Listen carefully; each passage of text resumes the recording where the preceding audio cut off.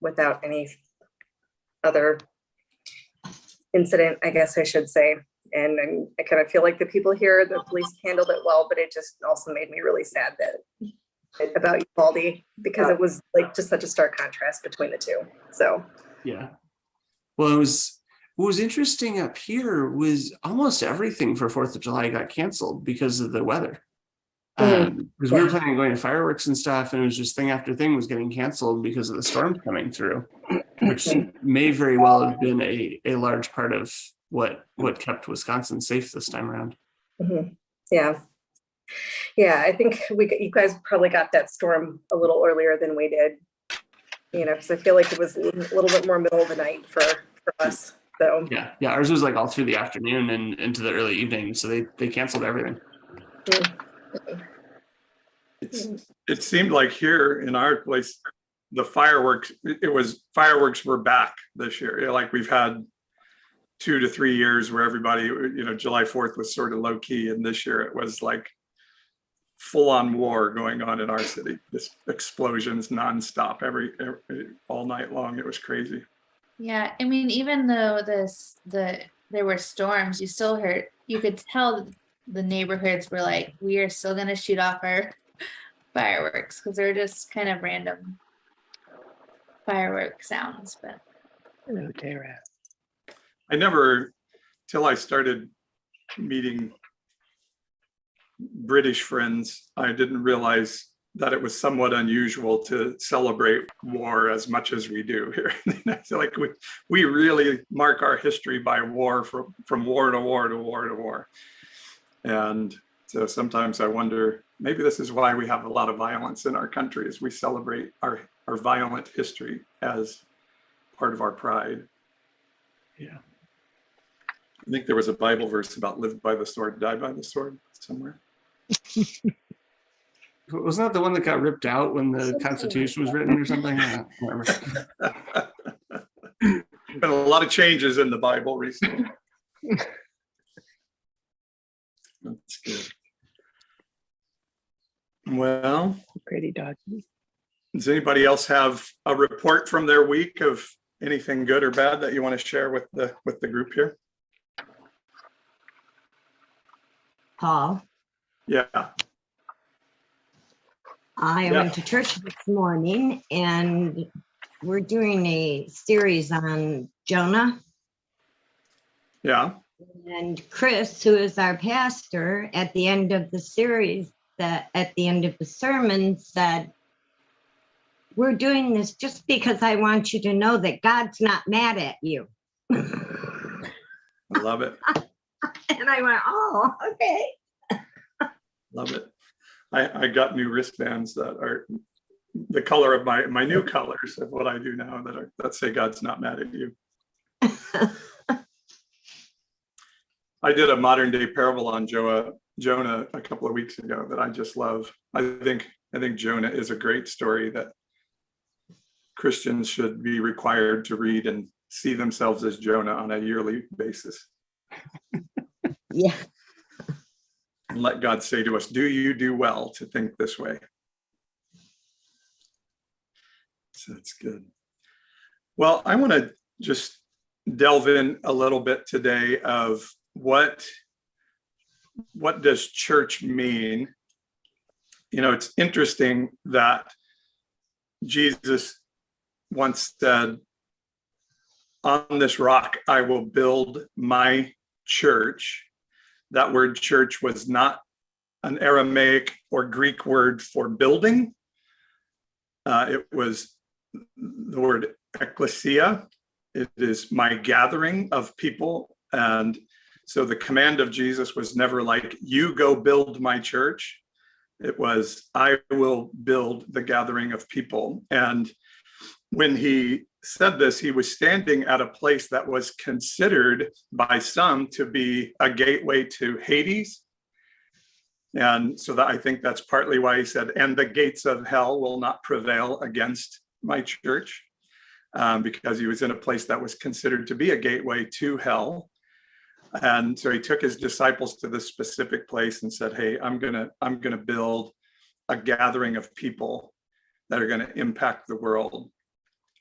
And part of what I feel like the place that Jesus wants to take us to as a people is to encourage one another to love ourselves so that we can love our neighbor and our enemies. A lot of what I see around us are people that have their fist up in self-protection, and it leads to political division, religious division. I have to defend myself. I have to defend my belief system.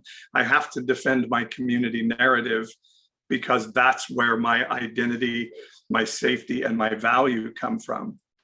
And so I think we're in a season where I know I want to challenge that. And so I haven't been with you guys much for the past 4 weeks, in part because I'm doing something called an intensive outpatient program therapy work. And so I'm doing that like 4 half days a week. And I'm about 4 weeks into a 10-week program, because I've been on a journey of my personal emotional well-being and saying, hey, there's a lot of things, kind of like Brian was sharing, there's a lot of family things and generational things that still impact me and make me not live out my life as my best self.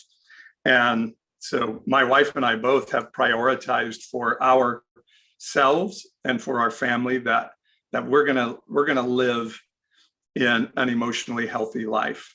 And I think this was part of the call of Jesus in saying, I'm going to build my ecclesia, is I want to have a group of people, it says in Hebrews, who are going to stir one another toward love and good deeds. Like, we're to encourage one another in love and in championing one another. Like, hey, are you moving towards your best self? Are you letting the goodness of the Spirit of heaven impact you towards your best self?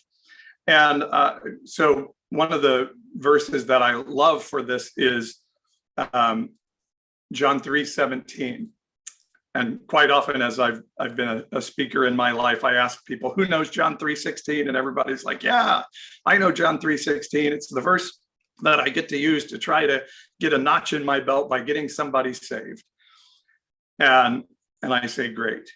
But then do you know John 3:17? And we're not 3:17, and we're not quite as familiar with that. And John 3:17 is a verse that says, and you guys have probably heard me say it quite a bit here, that God did not send his son into the world to condemn the world, but in order that the world might be saved through him. And as I've explained numerous times, but some of you may be new, so I'll keep explaining it over and over. That word saved comes from the Greek word sozo, which is not a word that means say a prayer and go to heaven someday. It's not a word that means say a prayer and join a church in a building 4 Sundays a month. And if you're from the lineage of Christianity that I'm from, it's not even a spiritual healing program, although that is the name of a spiritual healing program that many of us know of. It is a word that means literally to be restored as was at creation. It means to be healed, body, mind, and soul. It is akin to the Hebrew word shalom, which isn't a word that means peace, as in the lack of war or the lack of conflict. It means peace in the presence of my enemies. Peace, even though I walk through the valley of the shadow of death, of a wholeness that says I can be okay in all circumstances. And I think that's the job of the season a little bit, is for all of us to encourage one another. Like, how are you moving towards sozo in your life? How are you interacting with supernatural to see your best self? Because to me, that's about all that can heal American culture in this season, is a bunch of sozos happen. Because what I see are a lot of overgrown children walking around far too often, because we're hurting from things that happened in our lives that haven't been met with justice. And so we scream a lot because the world is unjust. And so I want to hold myself up as an example of somebody who's saying in this season, I have to make sure I'm going deep to dig into the things of my heart, so that I can be my best self walking forward. And this is something I'll be talking more about, and I won't share all of it today, but I had a diagnosis from my psychologist, and my psychologist told me, like, I really want to work with you because basically says, I've had 38 cases of diagnoses of somebody who's in a place where you are, Paul. And he says to me, you know how many of those diagnoses are to men? And I said, no, how many? And he said, one. You are the only male that I've ever dealt with in this space. Not his only male client, but in this particular diagnosis that I'm working through. And he said, so either women are just more emotionally torn up in the world, which I doubt, he said, or men are not encouraged to look inside at their emotional well-being.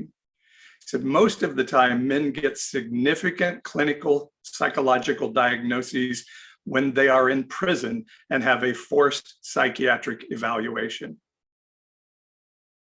And I think we've been lied to as a culture. And I don't mean to make this a gender specific thing, but somehow I see this, maybe it's just from my male perspective, that men are told, be John Wayne, be tough for your family, be a man, don't cry like a girl, don't throw like a girl, don't dress like a girl. You know, there's all of these, be manly, be the head of your household, be a leader. And all of those statements injure women in making them second-class citizens. So I'm not saying something about men have it worse at all today. But I think it has been detrimental to the male presenting people of our culture that we've been told, don't be emotional and don't check your emotional well-being and emotional status. And I just want to encourage the men on the screen, but also the women, to say, hey, if there is something nagging inside that says something is wrong, talk to somebody about that. I do coaching for emotional well-being for people, and quite often, and I do hear this way more from men than I do from women, and I say, how do you handle when conflict comes up in life? And I hear this answer quite a bit from you guys. Oh, I'm just chill. You know, I don't really let things bother me. They just kind of roll off my back. I'm good. And when I hear that, I immediately say, oh, crud. This is a guy that's learned really well to stuff and mask. And I know Stephanie is a therapist and she could probably delve more into this, but I just want to encourage you in this season to really delve into these things. And I want to show you an example of where I see Jesus doing this, and then we can start having some discussion around this passage in Mark chapter 1. And we see this quite often in Jesus and in the story of Jesus in the Bible. So it says, that evening at sundown, they brought to him, Jesus, all who were sick or oppressed by demons, and the whole city was gathered together at the door. Lauren, can you get Berlin in there? And he healed many who were sick with various diseases and cast out many demons. And he would not permit the demons to speak because they knew him. So we see Jesus having this. Excuse me, guys, can you mute that there? And so we see Jesus doing his ministry and doing his work. And then we go into Mark 1:35 here and see what happens after that. So it says, and rising very early in the morning while it was still dark, Jesus departed and went out to a desolate place. And there he prayed, there he meditated, there he had a quiet time. And Simon and those who were with him searched for him, and they found him and said to him, everyone is looking for you. And Jesus said to them, let us go to the next towns that I may preach there also, for that is why I came out.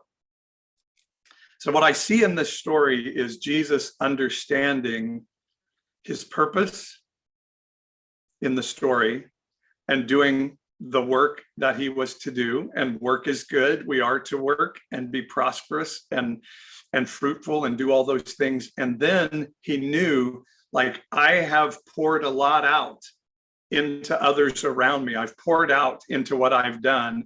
Now I have to go in and take care of me, or else I'm going to run out of resource for others. And so literally you see Simon going, what are you doing? The crowd is here. We're trying to grow this audience. This is your great marketing tool. What are you doing running away from everybody? And Jesus, in this passage, I see him saying, all right, I did my self-work today. I can move to the next task. I think Jesus continually, and we see this numerous times in the Gospels, where Jesus pushed away and said no to people and set boundaries and said, if I don't take care of myself, if I am not sozoed, if I am not taking care of my well-being, how can I take care of others? In the emotional well-being space, we call this the oxygen mask theory of, if you're in an airplane, they tell you, if the oxygen masks come down, put on your mask first before you take care of someone else, because if you don't have resource, you're not going to be a help to anybody else. I grew up in a Christian space that said, Jesus, others, you. That was the right way to look at life. Your religion, taking care of others, and then the morsels you had left over, take care of yourself. And I think it was a theft of true health from me. And then we heaped on shame with the SIM code and a whole bunch of other stuff. And it really leads to the breaking down of our ability to feel safe. And when we don't feel safe, we lose our cognitive ability to be renewed by the ongoing renewing of our mind. And we lose our ability to see what is happening. Romans 12:2, I'm quoting there, don't be conformed to this age, but be transformed by the ongoing renewing of our mind. If we're still feeling like we're protecting ourselves from injustice of how we were raised and what we were taught of ourselves, it's going to be very difficult for us to think and learn and grow into new spaces. So Jesus said, I will establish a gathering of people who will spur one another towards love and good deeds. And I think ultimately that's what church is. I'll finish with this, and then I want to hear from you guys and your thoughts. What we do in my IOP, my intensive outpatient program, every day is we sit in a circle and we talk about mental health issues and tools to deal with those on a daily basis and tools to deal with those on a systemic basis. And I sit there and I watch us in the circle say, well, here's the shit I'm dealing with today. I'm kind of a mess. And then somebody else in the circle says, me too. I'm a mess too. And, here's kind of how I've dealt with this in the past. How have you dealt with this? And somebody else in the circle says, here's how screwed up I am. And this is how I'm working through this. And I sit in that circle and I think, this is what church should be. This is what we should do for one another. No, I'm not really good this week and I'll fake it till I make it. And maybe if we play the worship music, I can jump around and I can find a way to mask what's going on inside and look good to the people around me. Or what Christianity teaches us is like, just take it to Jesus and say it's okay.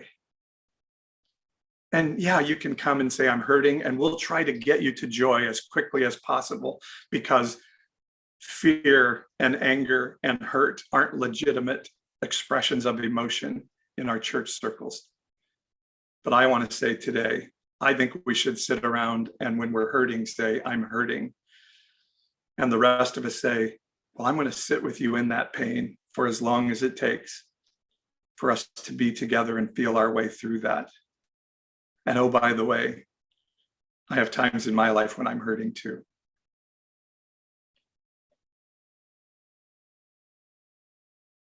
I have shit in my life that I'm working through, and you sharing your shit in your life that we're working through. I think that's what sozo, being saved, looks like, so that we can love ourselves which will empower us to see heaven flow through us, to be able to love others and to love even our enemies. So what does this stir in you? What do you think when you hear about emotional well-being in the context of Christianity, that maybe Christianity isn't about getting people to heaven as much as it is about working together to walk through the messiness of life together, in the messiness, not with the goal of just to get out of the messiness to look good down the line. So yeah, you can share, raise your hand in the chat room or in the Zoom. And I do want to remind people that we are streaming. So just know that what you share will be there. So if you don't feel like sharing it out to the world, you can put it in the chat and we won't share that out live. But I would love to hear your thoughts as you hear church as a place to be messy together. Raise your hand and share your thoughts. So Marcy Ann, I see your hand up. What do you have to share today? Oh, I've been through some pretty dark times in my life, and I remember starting to question, like, what does this word salvation mean? You know, and I remember thinking of, sorry about my birds in the background, thinking about hell, and I'm laying there and I'm thinking about the scripture that talks, you know, about the wailing and gnashing of teeth, and I'm like, that's where I'm at. Like, I mean, it couldn't get any worse. I couldn't imagine a worse hell than what I was experiencing. And so I'm like, I think I need to reconsider what we're being saved from, you know, because the church has defined that we're being saved from hell. Because I lived a pretty sheltered existence, so I didn't really understand that other people were already there, you know. So thank you for sharing that. The word sozo is to be healed. And in church, when I was in church, I knew I needed to be healed. And I was amongst people that had been there for decades and still were not healed. And so I'm like, if your Jesus doesn't have the power to heal you, then I need to go, because I need to find the Savior. And that's, you know, so that's beautiful. We are meant to be healed, and we need to seek our healing. Unfortunately, I manifest a chronic illness before that happens. And we will become sick physically if we continue to sacrifice ourselves, you know, not take care of ourselves. I'm hoping someday I can unravel it just as it became. But I've heard that statement, you know, if you want to be healed, you have to be willing to give up what made you sick in the first place. So God couldn't just miraculously heal me because I was still in all the same circumstances that made me sick in the first place. So changing lifestyle, severing relationships, you have to be healthy and whole yourself to be any good to anybody else. Yeah. Yeah, I love that, Marcy. And I might push back on that just a little bit to say we can still help people while we're in the midst of the journey. It's not like get fixed and then go help other people. Of course we can. We just can't help. We can't deny our own need. Of course, I've drug a lot. I've helped people in some of my darkest moments. It's just who I am.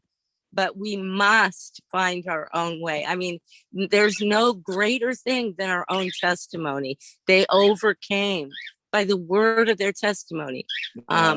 You know, go comfort where you've been comforted. We all have, you know, something that we can do, but taking care of yourself is vital. So very good. Thank you, Marcy. And I think it's why in the Gathering demoniac story, why Jesus wouldn't let the man come with him. He's like, hey, there's work to do. Go back to your family. Yeah, Brenda, I see your hand up. And yeah, think about if you're out there and you have something to share, but you're like, oh, I'm nervous. I've never shared in this situation before. Let me challenge you. And you certainly don't have to. You never have to share if you don't feel safe. But if you have something and you're like, oh, I've never really shared before, let me challenge you to share. We'd love to hear from you. Brenda, what's on your heart? Well, just an observation over my years of sometimes, we can feel like, kind of as the conversation was going here, a little bit of, we feel like we have to have it together before we can help other people. And yet sometimes the healing, the meeting of my needs came in meeting the needs of another, where, and I'm not saying you don't take care of yourself, but rather that it is in community where we both give and take that we get the greatest healing, and being prepared to step into another's life that's messy can actually make us more whole in a way. Of course, I know we have to be careful not to get into the middle of a messy life that would drown us. Being wise, but being able to empathize with the pain of others is part of being whole, and offering, if nothing more than just, I'm here, you can talk to me, I'm here, yeah, that's all. Yeah, I like that somebody said sometimes we feel like we'll give our testimony when we're totally fixed up and be fixed up like me, but I think the testimony may be more powerful when we're in the midst of that journey. And so that's definitely me today. I'm still trying to figure out what all this looks like, and just want us to share all that together. Charity and Lauren.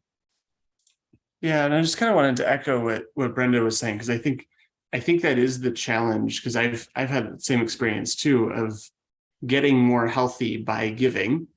And it kind of reminds me of something we've talked about at different times of loving your neighbor as yourself.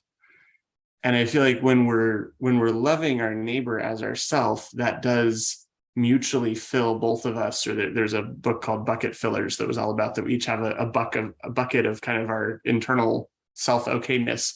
And by loving on somebody else, it fills both buckets. And I think that's true. I think the risk, though, to your point, becomes when we're loving others way beyond what we love ourselves, or trying to appear to love others way beyond how we feel about ourselves. But yeah, agreed, Brenda. I think there's a lot of power in reaching out and touching someone else. The danger I was gonna say, the thing is that, as you said, you can't give what you don't have. So you can't necessarily go to somebody and help them if that is something that draws from an empty place in you. But you can, but the cool thing is that where someone else hurts isn't necessarily where I hurt. Yeah. And sometimes they are able to feed into me because where I hurt's not where they hurt. And so, just knowing somebody knows you is like 90% of it, I think. Yeah. Like Marcy said, where everybody knows your name, because if name is substituted for, this is my identity, this is who I am, this is what I'm like, our name carries that, then yeah, where everybody knows who we are, good and bad, and still we choose to be together. Yeah. I think everything good can become unhealthy if we take it to it. I've seen people who become addicted to exercise, and it becomes an unhealthy emotional crutch. So anything good can become a negative, and sometimes there are those who even become pastors because, well, my life is broken and crappy, but maybe I can save myself through saving others. There is definitely that syndrome out there. So we just have to constantly be checking our heart But I think the beauty of the story of Jesus and what Jesus is saying is that place where life most broke me, for want of a better term, where life most messed me up, when I face it and walk through it with others, it becomes the space of my strength. It becomes the space of my testimony. It becomes the exact space where I'm able to encourage others. And I think that's really the beauty of the story of Jesus and the sozo, the release from bondage, the setting the captives free, is you don't have to be stuck and tied in that place, but you can be sozoed, where your biggest weakness becomes your strongest testimony. I love that idea. And how do we do that as a church, I think, is interesting too. You know, how do we encourage one another in that, I think, is an ongoing thing. I keep thinking there ought to be some way, maybe even like one of these Sundays we say, okay, we're not going to get together, go out and do something good for somebody. And the next Sunday we'll all come back and share what we did, you know, or something like that. And just really create a space where we encourage one another towards that. Anybody else want to share?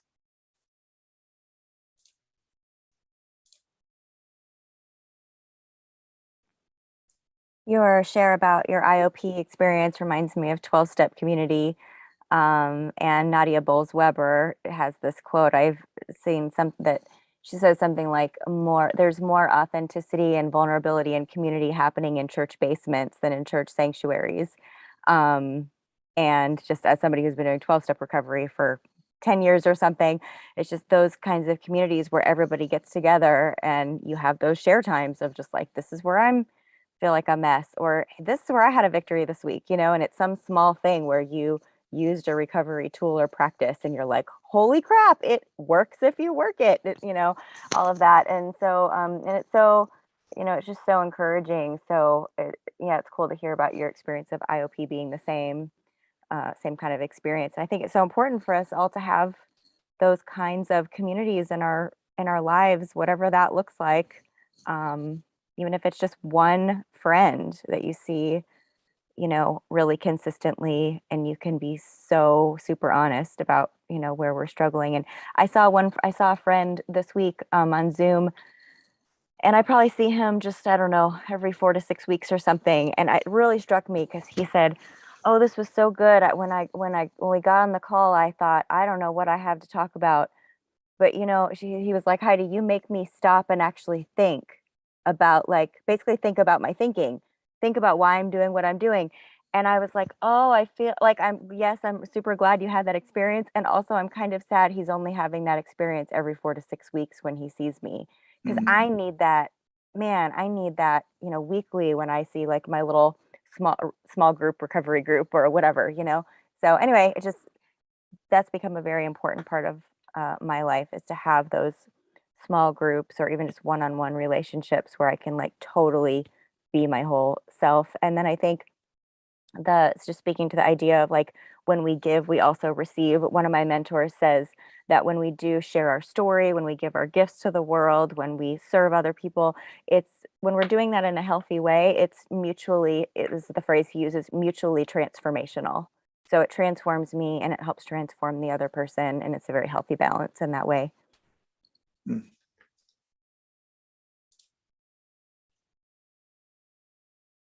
I loved the first day in the group I'm in. There were 2 young women sitting to my right, and the one farther over, you know, says, "This is my first day. I barely made it in here.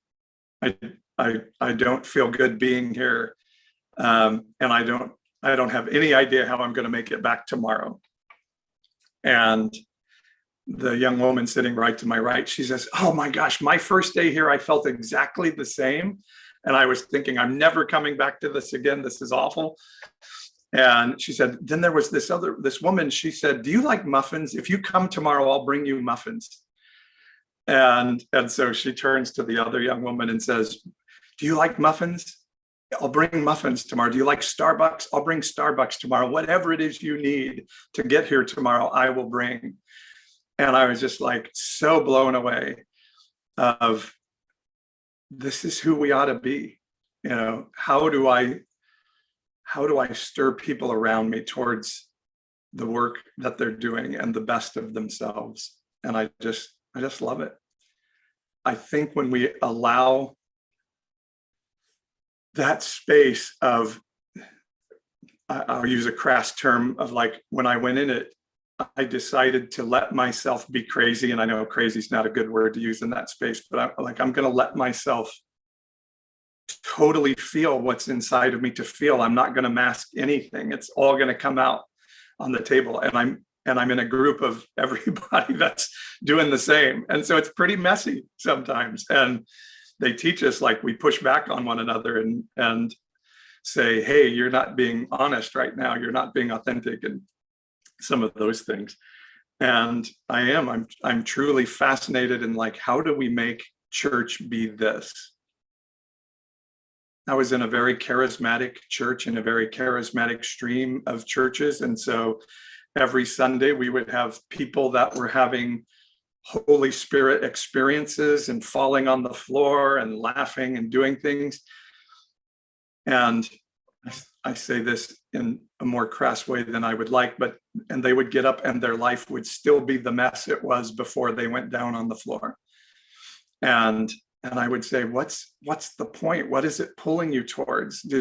Maybe there's some value in you just in that moment, you feel good and you have this experience.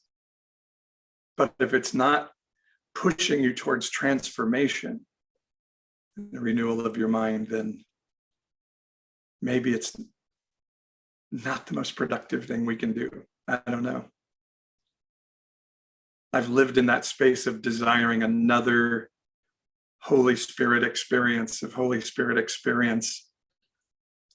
and I'm going after that experience. And I'm not totally condemning that. I think there is space for that in the world. I think we can have these moments of interaction with heaven. But if that's what I'm hungering for, is that not becoming my avoidance of feeling my feelings and becoming my way of being in denial that there's some deep hurt inside that needs to be worked through? All right, let me give you just a couple more minutes here before we go to our communion time. I would love for you to share if there's anything on your heart you'd like to share.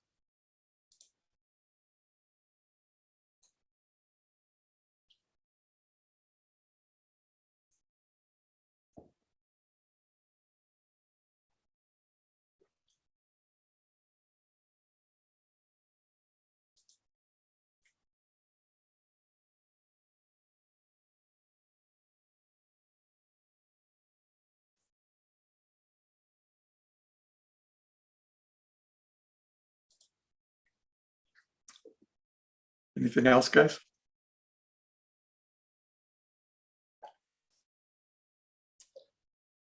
All right, let's do communion.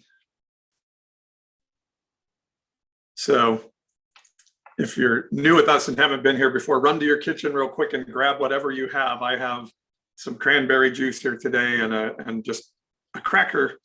But if you want to run and get some water or beer or iced tea or lemonade or wine or anything else, grab it. And a piece of bread, tortilla, chip, cracker, whatever you want. And we're going to share together. Communion is about sharing our hearts together, not about having the right implements to be together.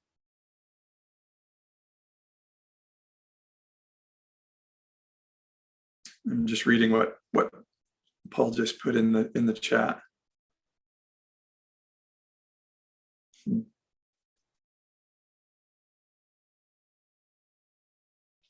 I am convinced that Jesus did not come to start the religion of Christianity. He certainly didn't come to start the religion of American Christianity that's trying to take over the government and implement religious code into the civil law. I think when Jesus made his mission statement that he came to make blind eyes see and set the captive free, he was talking about exactly what we're talking about today. And that freedom to individuals would overturn systemic oppression, because people would be stirred to a place where they would say, this cannot stand anymore. I don't ever remember Jesus saying, here's how we're going to overthrow the Roman Empire because they are a despotic empire. I think he said, serve one another, stand against oppression from religion and this other stuff, and that will fall. The kingdom of heaven advancing will be the end of bad government and systemic oppression. So I just call us today to what is in your heart to see happen in your life so that you can love your neighbor fully as yourself. Is that Jesus inspiring you toward love and good deeds? Is that Jesus giving you, when I say Jesus, I really just mean a spiritual influence, by the way. You don't even have to be a Christian to be a part of this. You just, what is the spirit of heaven stirring you towards? Maybe it's, I need to build boundaries. I need to value myself enough to build a boundary. I need to love who I am because it's who I am. I need to love who I am even though it looks different than culture says is normal. I'm definitely going to get a shirt soon that says normal sucks, weird is powerful. As we do communion today, I just encourage you to think about, what is that need in my heart that I'm being stirred to by sharing my spirit and my time with these people today? For that, I believe we share the implement of the bread or the cracker, whatever you have in this space that represents the body of Christ broken for us. That the symbolism of a body broken is restoration and fullness of life, of health, physical, mental, and spiritual, of restoration. And so we just are grateful, heaven, today for the body broken that represents restoration of ourselves, body, mind, and soul. And we take in that healing today as we eat together.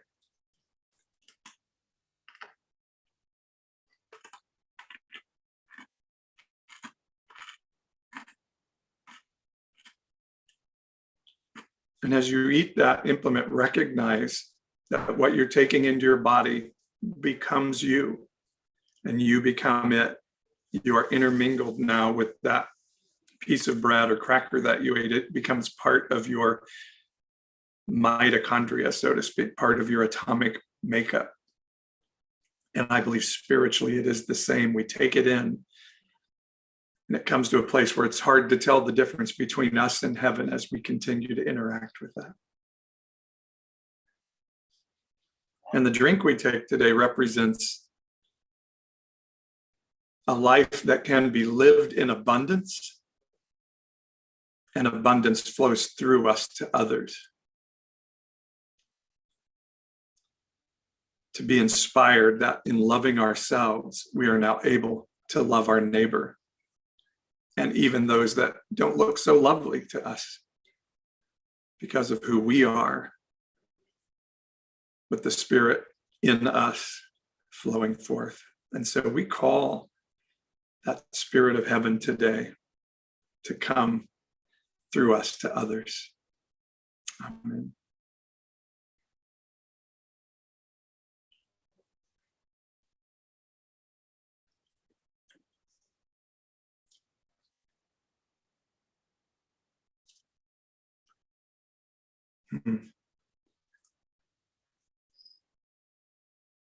So any thoughts coming out of communion that you would like to share?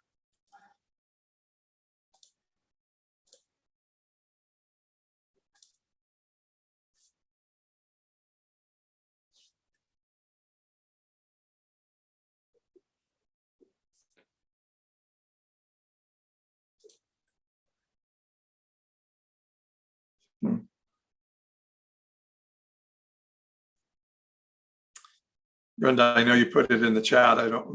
Yeah, we're all quiet today, says James. But I love what, I know we're not supposed to read stuff from the chat, but I think Brenda would be okay with this. That normal means fitting the norm, the hypothetical average of all the range of how people are. No one is normal. We all deviate from the norm, providing a rich tapestry of human individuality. Yeah, I think norm means fit what I think is right.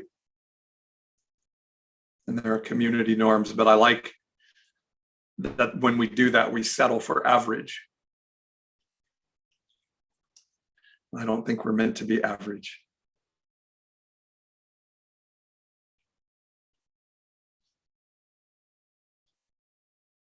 Well, thank you guys for letting me share. I hope I didn't talk so much that it made the rest of you quiet. I appreciate you today. All right, let's go to our community time. Lauren and Charity, can you guys have us spend time? And as much as you can, you know, part of what we want to do is connect you with others who are walking on the journey with you, so you have those resources around you. So if you can hang out for community time today, please do. Perfect. Well, yeah, I will open the rooms, and yeah, like Paul was saying, that's really our vision with this. This is able to be that space that people are getting in IOP and recovery groups, all those types of things, that you'd be able to get that space in these smaller breakout rooms, because it's a little bit hard now that there's 16 faces on the screen to be quite as vulnerable as you might with smaller groups. So I will go ahead and open those, and otherwise, see you all next week. Hi, TikTok. Have a good week.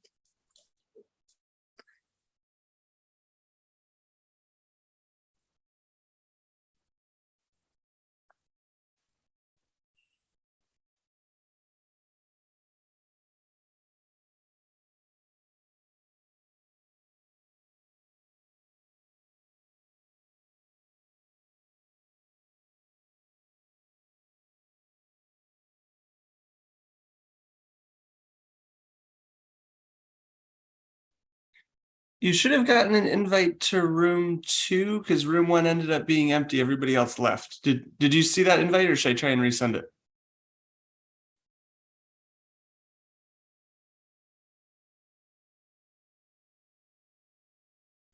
I can't hear you. You're on mute.